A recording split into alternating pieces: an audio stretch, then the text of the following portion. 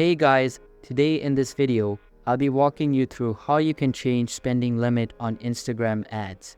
So keep watching till the very end and let's begin with the video. First things first, open up your Instagram app and sign into your account.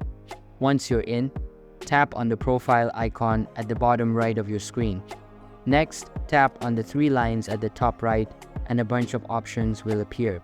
Here, select Settings and Privacy.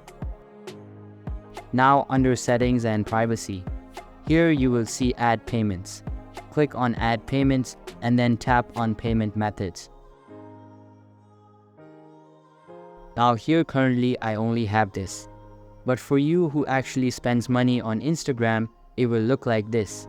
And eventually under your billing controls, you will have this account spending limit option.